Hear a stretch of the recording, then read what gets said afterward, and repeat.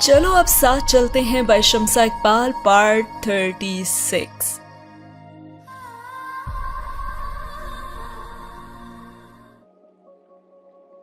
دعا آئی سی یو کے باہر بنی گلاس وال کے ساتھ ٹیک لگائے کھڑی تھی اور کھڑے رہ رہ کر اس کے پاؤں دکھنے لگے تھے، لیکن وہ سب سے بے پرواہ بس روتی جا رہی تھی۔ وہ آنسو جو پچھلے 6 ماہ سے اس کی آنکھوں میں سمٹے ہوئے تھے اب سیلاب کی صورت میں بہہ نکلے تھے، اور ذیشان صاحب باہر کو آئے اور انہوں نے دکھ سے دعا کو دیکھا جو کم عمری میں ہی روگ لگائے بیٹھی تھی۔ انہیں مال میں حیدر کے ساتھ ہنستی مسکراتی اور بات بات پر شرماتی دعا یاد آئی تھی تو دل دکھ سے بھر گیا تھا، اور پھر انہوں نے بڑی نرمی سے اس کے سر پر ہاتھ رکھتے ہوئے کہا کہ دعا بیٹے، اگر آپ سعد سے ملنا چاہتی ہیں تو جائیں مل آئیں۔ اس نے سر اٹھا کر تشکر بھری نظروں سے ذیشان صاحب کو دیکھا۔ آئی ایم سوری انکل، میں غصہ تھی لیکن میں نے کبھی یہ نہیں چاہا تھا کہ اس کے ساتھ ایسا ہو جائے، مجھ سے بہت بڑی غلطی ہو گئی اینڈ آئی ایم سوری۔ وہ ہاتھ جوڑے معافی مانگ رہی تھی اور ذیشان صاحب نے اس کے جڑے ہاتھ کھولے۔ میرا بیٹا اگر ادھر زندہ ہے نا تو حیدر کی وجہ سے، اور اللہ نے اس کی زندگی بچانے کے لیے حیدر ہی کو تو ذریعہ بنایا ہے، اور تم حیدر کی بیوی تھی اس لیے معافی مت مانگو، ہم پہلے تمہارے احسان مند ہیں۔ وہ نرمی سے اس کا سر تھپتھپاتے ہوئے کہہ رہے تھے اور وہ آنسو پونچھتے ہوئے اندر کو بڑھ گئی۔ اب سعد دوائیوں کے زیر اثر سو رہا تھا اور دعا چلتی ہوئی اس کے بیڈ کے پاس جا رکی۔ مجھے لگا تھا کہ میں آج حیدر کو پھر سے کھو دوں گی، وہ سسکی تھی، میں بہت خود غرض ہوں، میری ضد، میری بے اختیاری اور میری بے احتیاطی نے آج تمہیں اس حالت میں پہنچا دیا ہے سعد، مجھے معاف کر دینا۔ وہ وہیں بیڈ کے پاس زمین پر بیٹھتی چلی گئی۔ ارے میں سمجھتی تھی کہ حیدر اس دنیا میں سب سے زیادہ پیار مجھ سے کرتا ہے۔ اب وہ نم آنکھوں سے مسکرائی تھی اور عجیب بے بسی تھی اس کی ہنسی میں۔ لیکن میں تو غلط تھی سعد، وہ تو کہتا تھا کہ سعد میری جان ہے اور تم محبت ہو اور اس دل میں رہتی ہو، لیکن دیکھو جاتے جاتے تو وہ اپنا دل بھی تمہیں دے گیا، اور اسے تو مجھ سے زیادہ تم سے محبت تھی نا سعد۔ اب وہ رو رہی تھی اور آنسو اس کا چہرہ بھگو رہے تھے، اور پھر اس نے کہا کہ بہت ہو گیا بچپنا اور بہت تکلیف دے دی میں نے سب کو، اب بس۔ اس نے اپنے آنسو پونچھتے ہوئے کہا، اور میرا اب اس دل پر کوئی حق نہیں سعد، یہ دل اب تمہارا ہے اور تم ہی اس کے اصل حقدار ہو۔ میں آج آخری بار تم سے مل رہی ہوں اور تم اس دل کو اب سنبھال کر رکھنا۔ اور آنکھیں پھر سے نم ہونے لگی تھی۔ میں آخری بار تم سے مل رہی ہوں، اب تمہیں کبھی میری وجہ سے کوئی تکلیف نہیں ہوگی، میں اب کبھی تمہارے سامنے بھی نہیں آؤں گی۔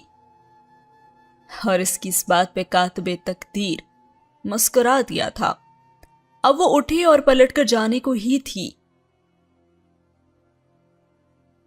کہ سعد کے منہ سے آواز نکلی دعا، اور دعا کا تو دل ایک پل کو تھما۔ سعد نے غنودگی میں سے پکارا تھا اور اس کے قدم رکے۔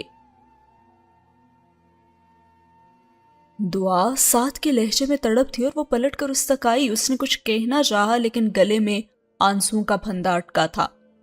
اب سعد نے دھیرے دھیرے آنکھیں کھولی تھی اور دھندلا سا منظر تھا، کوئی سامنے اس کے کھڑا تھا۔ اس نے آنکھیں کھولی تو دیکھا وہی چہرہ تھا اس کے سامنے جو اس نے آنکھیں بند ہونے سے پہلے آخری بار دیکھا تھا، اور آنکھیں کھولنے پر بھی سب سے پہلے اس نے اسے ہی دیکھا تھا۔ سعد! دعا بے یقینی سے اسے دیکھ رہی تھی اور اسے ہوش آ چکا تھا۔ آئی ایم سوری سعد، میری وجہ سے تمہاری یہ حالت ہوئی۔ وہ نظریں جھکائے شرمندہ سے کھڑی تھی اور سعد کے کانوں میں حیدر کے وہ الفاظ گونجے کہ سعد، مجھے نہیں پتا کہ وہ سچ میں اتنی خوبصورت ہے یا پھر صرف مجھے لگتی ہے، لیکن میری نظر میں وہ جنت کی پاکیزہ حوروں جیسی ہے۔ اور اس وقت سعد کو بھی واقعی وہ جنت کی حور لگی تھی، یا پھر شاید یہ حیدر کے الفاظ کا ہی اثر تھا۔ اور اب وہ دوبارہ غنودگی میں جا رہا تھا اور دعا ایک آخری نظر اس پر ڈالتے ہوئے پلٹی۔ دل شدت سے چاہا تھا کہ ایک آخری بار اس کے دل کو محسوس کرے، لیکن اب یہ غلطی اسے پھر سے دہرانی نہیں تھی، اسی لیے وہ آنسو بہاتی اس سے کبھی نہ ملنے کا عزم کرتے ہوئے باہر کو چل دی، اور سین ہوا یہاں پہ ختم۔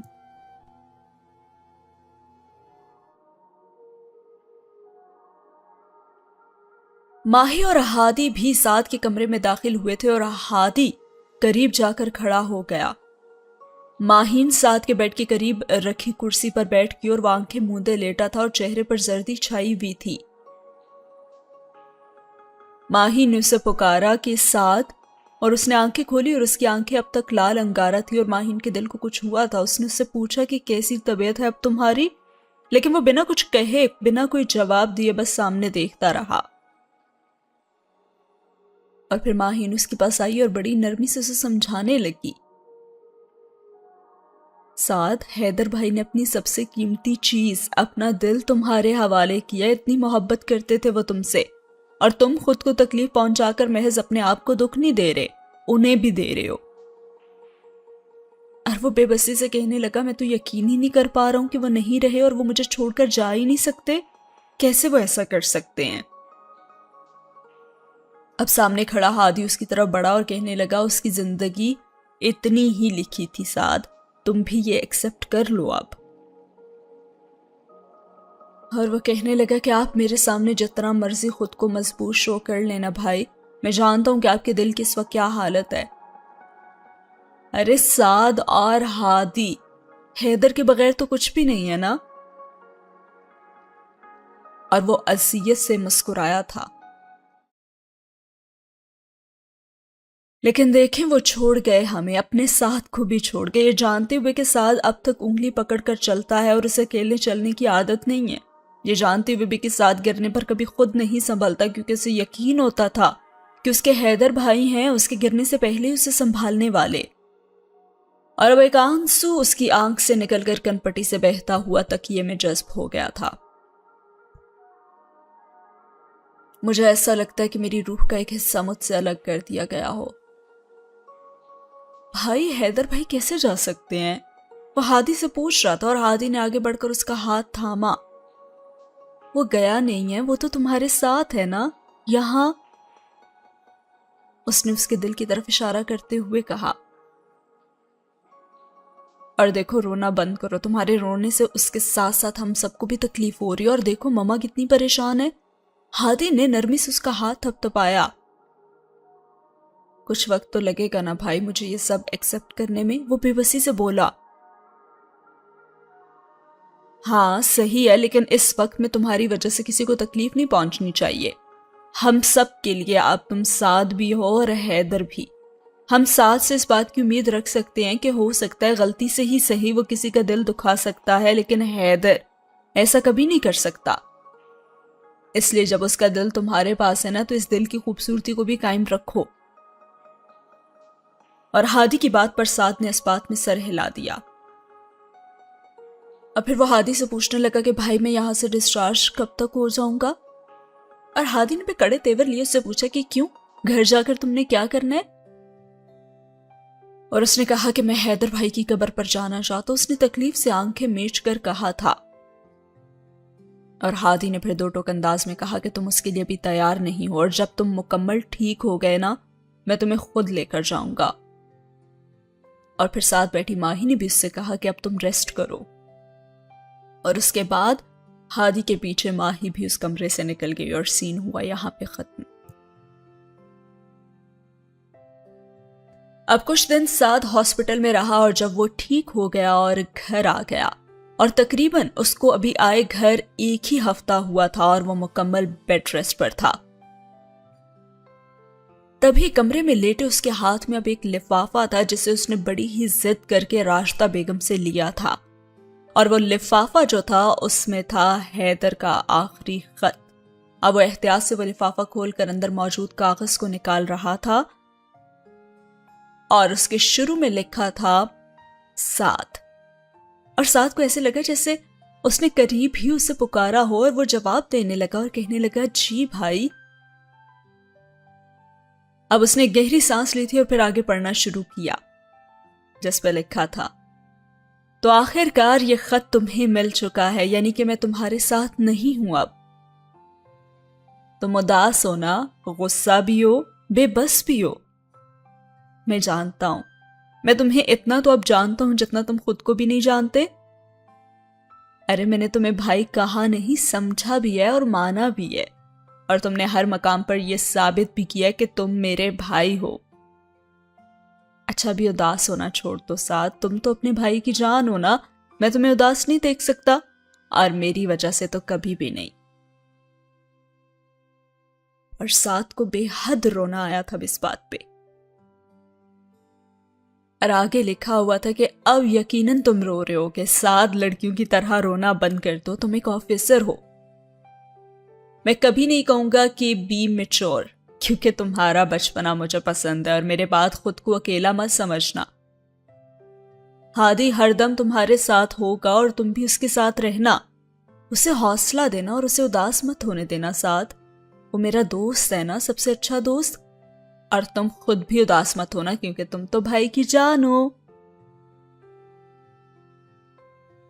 اور سعد کے دل میں ٹیس سی اٹھی تھی، بھائی کی جان، یہ الفاظ اس کی روح کو بھی جھنجھوڑ رہے تھے۔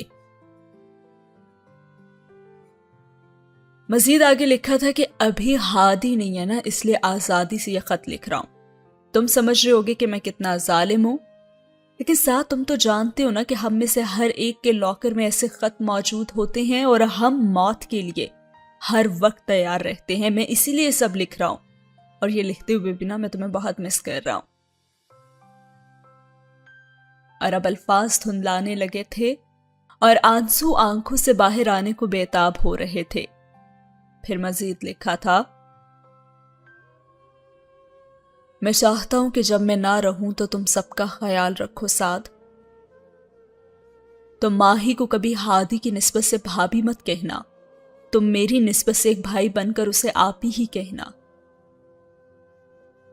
مما اور ماہی کا خیال رکھنا، اور تمہاری باتیں تو ان کے چہرے پر مسکراہٹ لے آتے ہیں، اور ان کی مسکراہٹ میں ہی میری مسکراہٹ ہے، اور میری مسکراہٹ میں تمہاری خوشی نا، اس لیے میں چاہتا ہوں کہ میرے بعد تم ان کا خیال رکھنا۔ اور ہاں، میری واش تمہیں بہت پسند ہے نا، تو وہ بھی تم لے لینا۔ اور ساتھ ہی ایک اسمائلی بنی تھی۔ اچھا زیادہ خوش مت ہو، تم مجھے بہت عزیز ہو نا، اس لیے دے رہا ہوں۔ میرے بس میں ہو تو اپنا سب کچھ ہی تمہیں دے دوں۔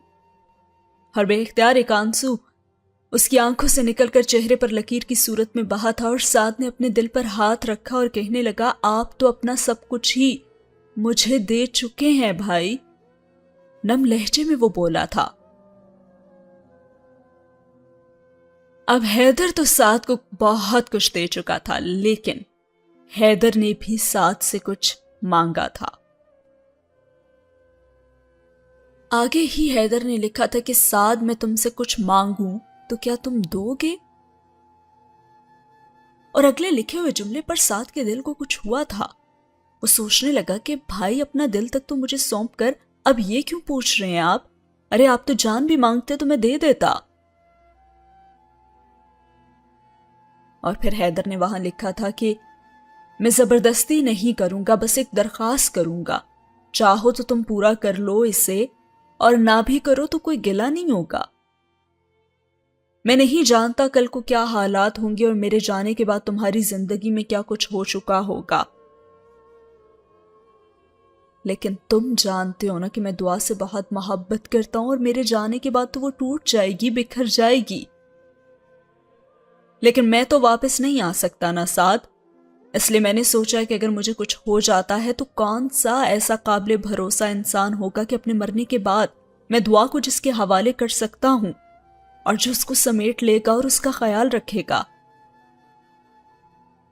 اور سچ بتاؤ، میرے دل نے گواہی دی، سعد کے اس دنیا میں تم ہی وہ واحد انسان ہو جو ایسا کر سکتا ہے۔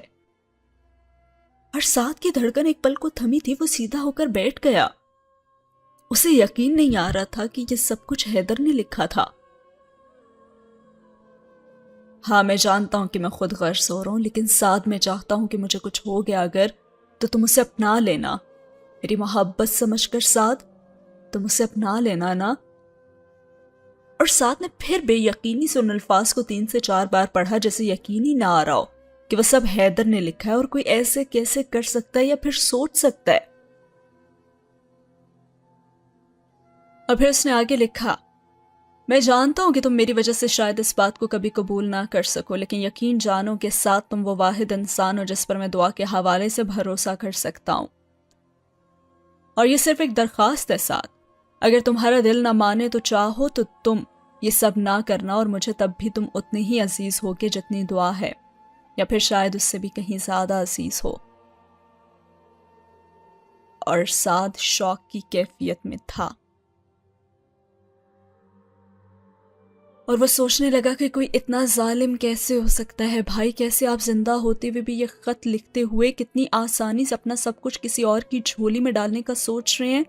بھائی کیوں کیا آپ نے ایسا؟ وہ رو رہا تھا اور بلک رہا تھا اس شخص کی محبت پر جسے اس پر اتنا اعتماد تھا کہ اپنے دل کے ساتھ ساتھ اپنی محبت بھی اس کے حوالے وہ کر سکتا تھا۔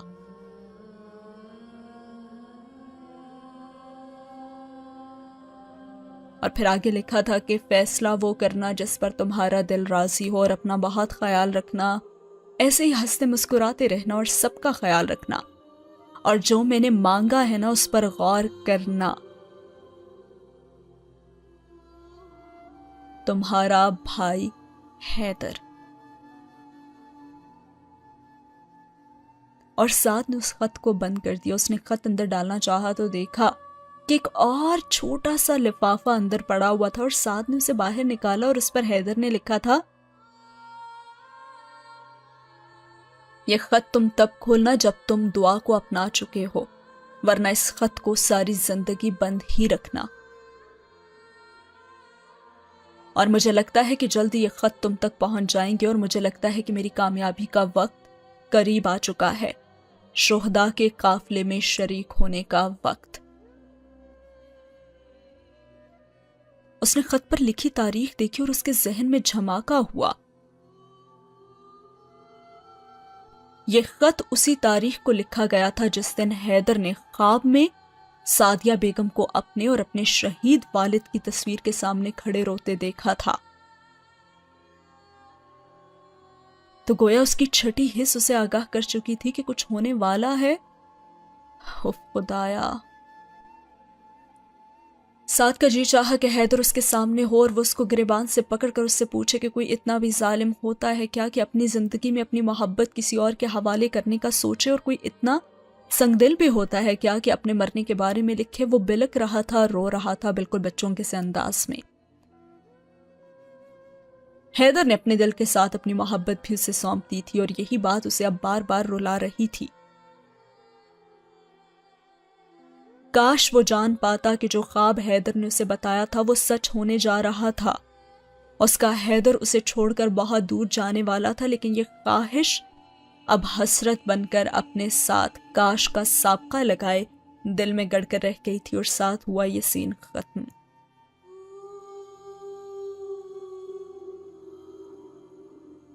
اگلا سین سٹارٹ ہوتا ہے ماہی سے، اور ماہی سونے سے پہلے اینٹی ڈپریسنٹس ٹیبلٹس لیتی تھی، اور حیدر کی شہادت کے بعد سے اسے یہ گولیاں ہر روز لینی پڑ رہی تھی۔ اور ابھی بھی سونے سے پہلے اس نے میڈیسن نکالنے کو دراز کھولا تو سامنے ہی ایک لفافہ پڑا اسے ملا، اور اس پہ حیدر کے لکھے گئے الفاظ جگمگا رہے تھے کہ میری گڑیا کے نام۔ ماہی نے ایک نظر ان گولیوں کو دیکھا اور پھر اس خط کو اور گولیاں سائڈ پر رکھ کر اس نے وہ خط کھولا، اور اس میں لکھا تھا میری پیاری گڑیا ماہی، اور ماہین کی سسکی ابھری تھی۔ اگر تم یہ خط پڑھ رہی ہو تو اس کا مطلب ہے کہ میں تمہارے پاس نہیں ہوں، اور میں جانتا ہوں کہ میرے بعد تمہارا ڈر پوری طرح تم پر حاوی ہو چکا ہوگا، اور میں جانتا ہوں کہ اس وقت تم بہت اداس ہوگی اور بہت رلایا ہے نا میں نے تمہیں۔ اور ماہی نے بے اختیار ہی آنسو بہاتے ہوئے سر اس بات میں ہلایا، یوں جیسے وہ سامنے بیٹھا اس سے پوچھ رہا اور وہ اسے بتا رہی ہو۔ پھر آگے لکھا تھا میں نے ہمیشہ تمہارے اس خوف کو دور کرنے کی کوشش کی ہے ماہی، اور مجھے بھی بہت دکھ ہوگا اگر میں تمہارے اس خوف کو کم کرنے کے بجائے بڑھانے کا سبب بنا تو۔ لیکن ماہی یہ یونیفارم اور یہ خاکی وردی یہ خوف کی علامت نہیں ہے، یہ تو بہادری کا نشان ہے۔ اسے دیکھ کر تحفظ کا احساس ہوتا ہے ماہی، نہ کہ یہ کہ تم انسیکیور فیل کرو۔ پاپا چلے گئے کیونکہ اللہ نے ان کی زندگی اتنی لکھی تھی۔ اس میں اس وردی کا کوئی ہاتھ نہیں ہے. وہ آرمی میں نہ بھی ہوتے نا، تب بھی جب ان کی لکھی گئی زندگی ختم ہونی تھی تو انہوں نے جانا ہی تھا. مگر یہ اللہ کی طرف سے ان کے لیے ایک اعزاز ہے کہ اللہ نے انہیں شہادت کی موت دی ہے. اور میں شہید ہو گیا نا، تب بھی اس میں اس وردی کا کوئی ہاتھ نہیں ہوگا ماہی. اور ماہی کو لگا تھا کہ وہ ہمیشہ کی طرح سامنے بیٹھا اسے سمجھا رہا تھا. اسی لیے میں چاہتا ہوں کہ تم اس وردی سے خوف زدہ ہونا چھوڑ دو اور اپنے ڈر کو خود پر مت قابو پانے دو، بلکہ تم اس پر قابو پا لو. اور جب میں نہ رہا تو مما کا خیال رکھنا ماہی. میں نے تمہارے لیے ایک اچھا ساتھی چننے کی کوشش کی ہے، اور انشاءاللہ وہ ایک بہتر نہیں بلکہ بہترین جیون ساتھی ثابت ہوگا. تم ہادی کا بھی خیال رکھنا اور اسے کبھی ناراض مت کرنا، اور اپنا بھی بہت خیال رکھنا. ماہی میری ایک خواہش ہے اور میں چاہتا ہوں کہ تم آرمی جوائن کر لو. اور ماہی ان کے تو کپ کپاتے ہاتھ پل کو ساکت ہو گئے تھے. اسے لگا تھا ہادی نے حیدر کا حوالہ دے کر اس بات کا ذکر صرف مذاق میں کیا تھا، لیکن ابھی حیدر کے الفاظ پڑھ کر اسے یقین ہو گیا تھا کہ وہ مذاق قطعاً نہیں تھا. اور پھر آگے حیدر نے لکھا تھا، اسے میری آخری خواہش سمجھ لو تم ماہی، مگر میں دل سے یہ چاہتا ہوں کہ تم آرمی جوائن کر لو BMT basic military training course کے ذریعے. اور اس سال کی رجسٹریشن فارم اس خط کے ساتھ میں رکھ رہا ہوں. اگر تمہارا دل چاہا تو اسے فل کر کے میری خواہش کو پورا کرنا.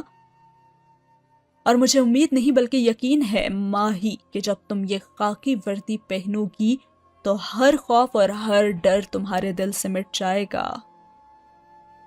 واو. اور ماہین کا دل دکھا تھا.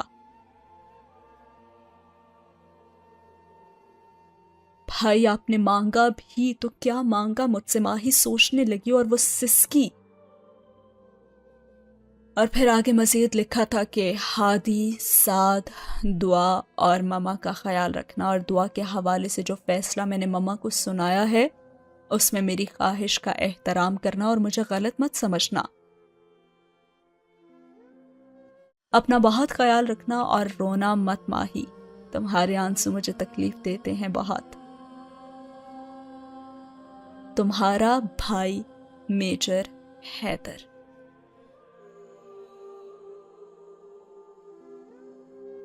اور دعا نے خط بند کر کے کپ کپاتے ہاتھوں سے اس لفافے سے وہ فارم نکالے اور اس پر گارڈین کے آگے حیدر کے سائن دیکھ کر وہ سسک اٹھی اور خط ہاتھ میں تھامے وہ جانے کب روتے روتے نیند کی وادی میں داخل ہو گئی تھی اور وہ ساری گولیاں سامنے میز پر پڑی رہ گئی تھی. حیدر کی شہادت کے بعد وہ پہلی رات تھی جب وہ گولیاں کھائے بغیر پرسکون ہو کر سوئی تھی اور ساتھ ہوا یہ سین ختم. اس وقت حیدر کے خط پڑھتے ہوئے مجھے بھی یہ محسوس ہو رہا ہے کہ کتنا سینسیبلی اور کتنا اسٹرانگ تھا حیدر، اور اس نے کتنے اچھے طریقے سے ہر ایک کی جو باتیں اسے پتہ تھیں اس نے ایک بہت ہی رسپانسبل وے میں سب کو وہ کام کرنے کے لیے کہا. جاتے ہوئے بھی اپنے آپ کو جب وہ یہ یقین دلا رہا تھا کہ اس کی شہادت بہت جلد ہونے والی ہے تو وہ اپنے لیے نہیں بلکہ اپنے گھر والوں کے لیے سوچ رہا تھا اور ہر ایک کے لیے کتنا پازیٹیولی سوچ رہا تھا. ایک بہت بڑی رسپانسبلٹی اپنے اوپر لیتے ہوئے وہ سب کو سمجھا رہا تھا کہ انہیں کیا کچھ کرنا ہے اس کے جانے کے بعد.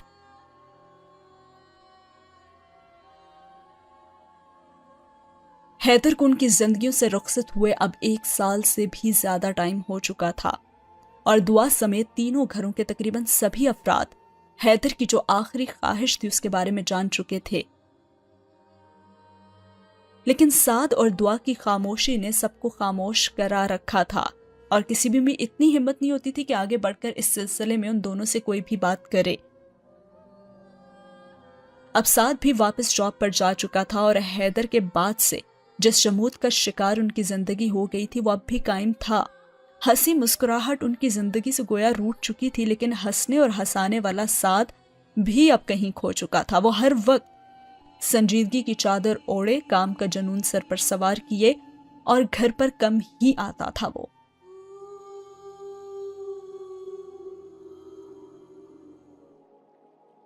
अभी सादिया बेगम लाउंज में मौजूद थी, तभी पास रखा उनका फोन बजा और उन्होंने कॉल रिसीव करके बात करने के बाद माही को आवाज दी, माही। और वो चलती हुई उनके पास आ रुकी और सादिया बेगम ने एक नजर उसे देखा और फिर फोन उसकी जानिब बढ़ाया। Captain Maheen speaking.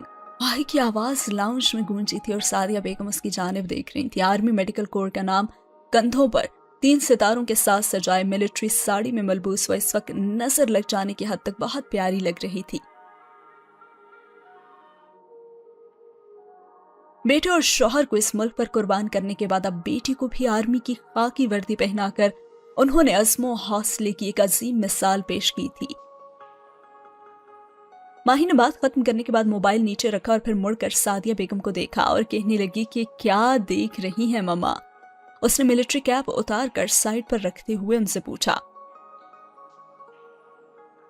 सोच रही हूँ कि आज तुम्हारे पापा और हैदर अगर जिंदा होते तो तुम्हें इस मिलिट्री यूनिफॉर्म में देखकर कितना खुश होते ना। वो उसकी पेशानी चूमते हुए बोली थी।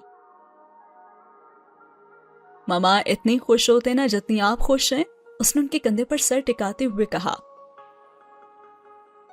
और फिर उसने कहा कि मामा आपने दुआ से बात की।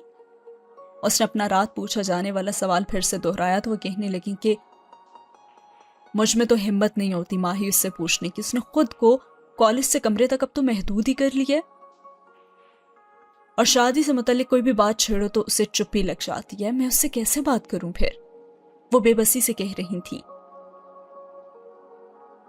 और फिर माही ने नजरें चुराते हुए कहा कि मम्मा ये हमारी या उसकी नहीं, ये तो हैदर भाई की ख्वाहिश है ना। और फिर सादिया बेगम ने नम लहजे में कहा, हाँ मगर उसने भी फैसला उन्हीं दोनों पर छोड़ने का कहा है और हम वही कर रहे हैं।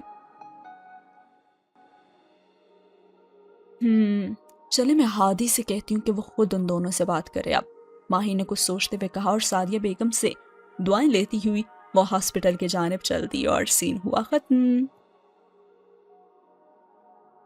माही ने गाड़ी में बैठते अब हादी का नंबर डायल किया और हादी जो पेपर्स फाइल्स में रख रहा था बिना मोबाइल पर मौजूद नंबर को देखे कॉल रिसीव करके कान के साथ लगाकर बात करने लगा और कहने लगा कि मेजर हादी स्पीकिंग। उसने मसरूफ से अंदाज में जवाब दिया तो आगे से वो भी कहने लगी कि कैप्टन माहीन स्पीकिंग, मेरे हस्बैंड से बात करवा दें आप प्लीज।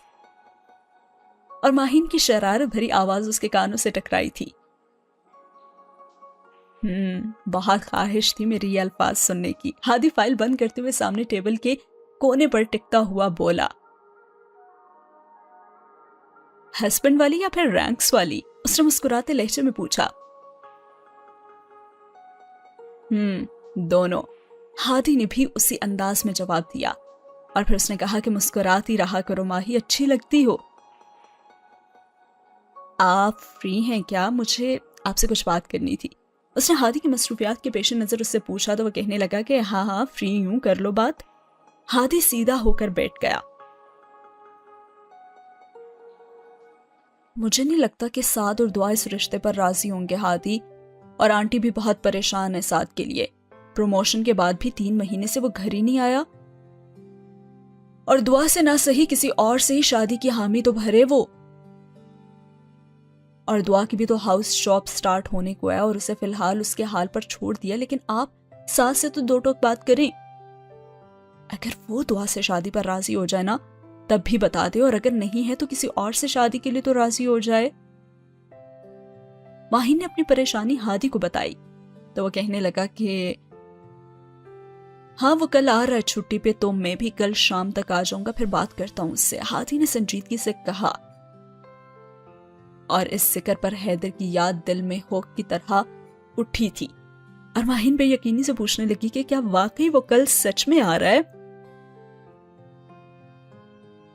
और फिर हादी चिढ़कर बोला, हाँ इतनी खुशी है उसके आने की कि जुमले में इस बात पर गौर ही नहीं किया आपने कि मैं भी आ रहा हूं। वाह बेगम साहिबा वाह। और फिर माहिन ने खुशी की वजह बताई और कहने लगी, अरे आप तो हर दूसरे दिन आए रहते हैं ना, वो तो नहीं आता ना। यानी आपकी खुशी के लिए मुझे 3-3 महीने बाद घर आना होगा? अरे नहीं ऐसा नहीं करिएगा आप।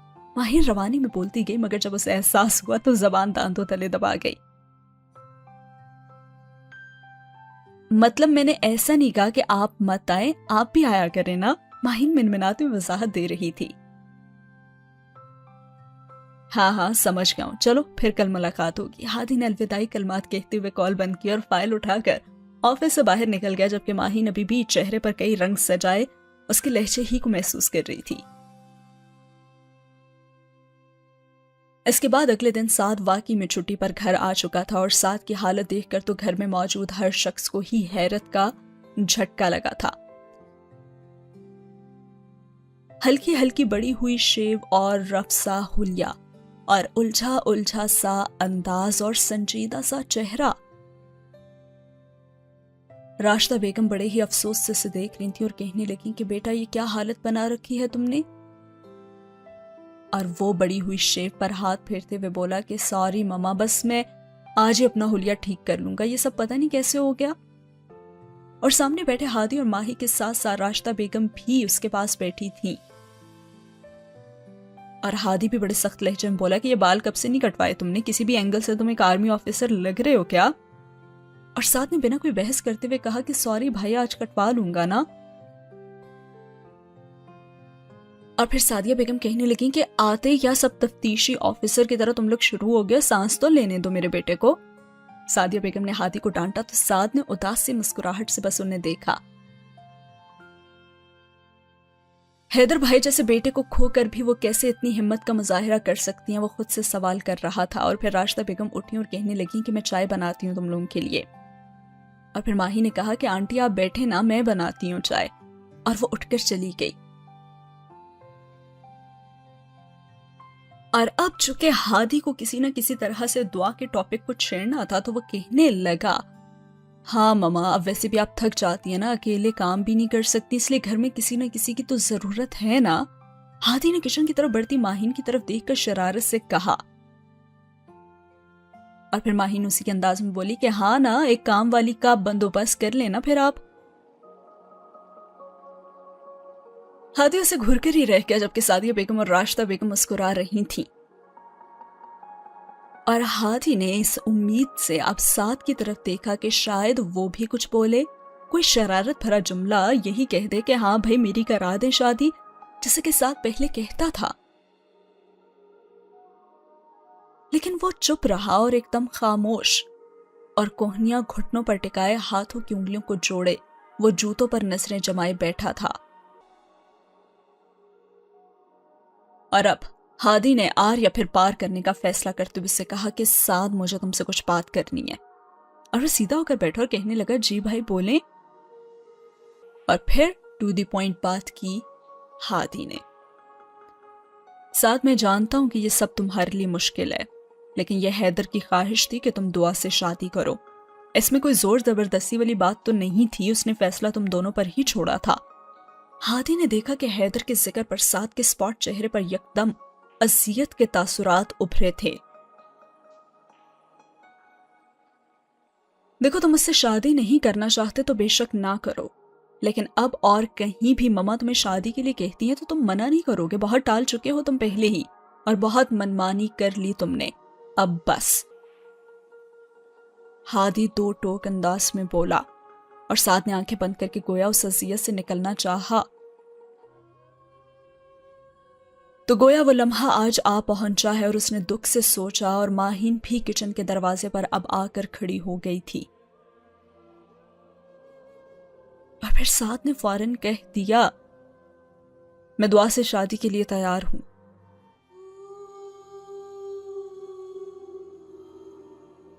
اور سعد کے الفاظ پر تو ہر شخص کا دل ایک لمحے کو تھما تھا، اور سعدیہ بیگم نے آنکھیں بند کر کے گویا اذیت کو دبانا چاہا۔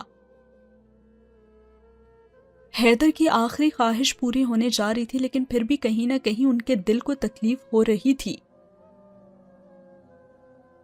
راشدہ بیگم نے آگے بڑھ کر سعد کا ماتھا چوما اور کہا میں جانتی تھی کہ تم حیدر کا مان رکھو گے۔ اور سعد اٹھ کر کھڑا ہوا اور چہرہ ایک بار پھر سے سپاٹ ہو چکا تھا،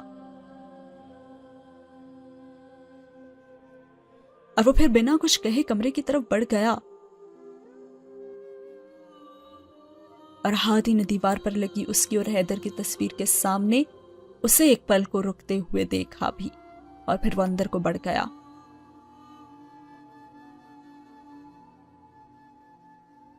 تم نے ہم سب کو ایک عجیب آزمائش میں ڈال دیا ہے حیدر، ہادی سوچ کر رہ گیا، اور ہادی کا تو اپنا دل بوجھل ہو رہا تھا، اور اس نے صوفے کی پشت سے ٹیک لگا کر آنکھیں بند کر لیں، اور یہاں پہ ہوا یہ سین ختم۔ اب ساتھ تو ہو چکا ہے تیار، لیکن کیا ہوگی دعا بھی ساتھ سے شادی کے لیے تیار؟ یہ ہم جانیں گے اگلی ایپیسوڈ میں، کیونکہ اگلی ہی ایپیسوڈ میں دعا کا بھی فیصلہ آ جائے گا۔ تو آپ کو کیا لگتا ہے؟ کامنٹ سیکشن میں مجھے ضرور بتائیے گا کہ کیا واقعی دعا مان جائے گی ساتھ کے لیے، اور کیوں نہیں مانے گی؟